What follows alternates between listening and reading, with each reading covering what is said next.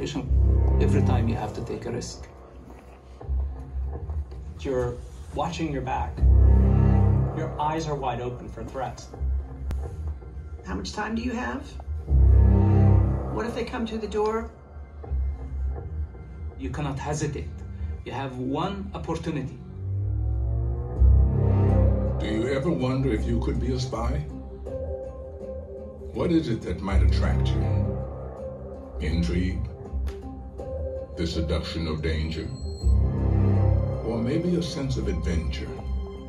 To become a spy requires a commitment to secrecy, a life hidden in the shadows.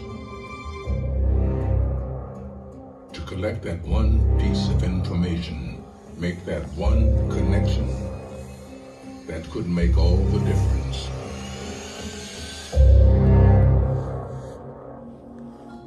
To be a spy is to be on the front lines of an ongoing secret war for information. Whether you're collecting it from human sources, or photography, or signals in interception, all those things go into the mix of making up what we call intelligence. There is a lot of data out there, incomplete data, shards of data. It would be great if you could get a piece of information that told the whole story, but that is quite rare. It's like a big stew, and then someone has to take that and analyze it. What does all this mean? Does it mean something is about to happen? Throughout the history of civilization, spying has been driven by the thirst for knowledge and power. Consider the case of the Cold War. Well, I recruited several Americans in the United States. The Soviet Union was focused on expansion. It wanted to conquer the world. Of course, the United States was target number one, and in fact, in the United States, we had hundreds of sources with access to classified information. When the Soviet Union collapsed, some believed intelligence agencies were no longer needed.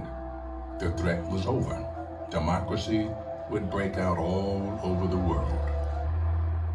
Instead, new and more diverse threats emerged. Intelligence became more important than ever.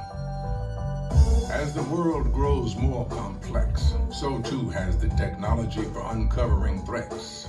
We now have technological capabilities that were not imaginable half a century ago. Technology creates opportunities for us to collect information on our adversaries, but it also gives the bad guys opportunities to do damage.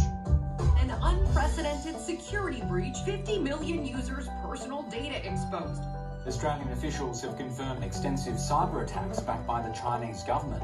Officials now believe that Russian hackers stole confidential files from the Democratic Party. Some security experts say Russian intelligence could be behind the attacks, with the goal of interfering in the election.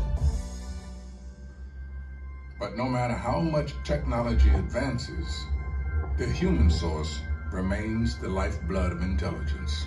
I was undercover with the Canadian Security Intelligence Service, infiltrating a network of extremists, and they said to me, look, we want to conduct catastrophic terrorist attacks in Canada.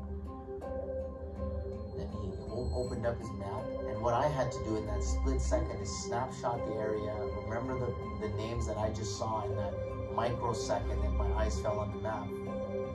If you don't have a source, you don't have an inside window of what's happening. It was our primary job to protect those agents working for us.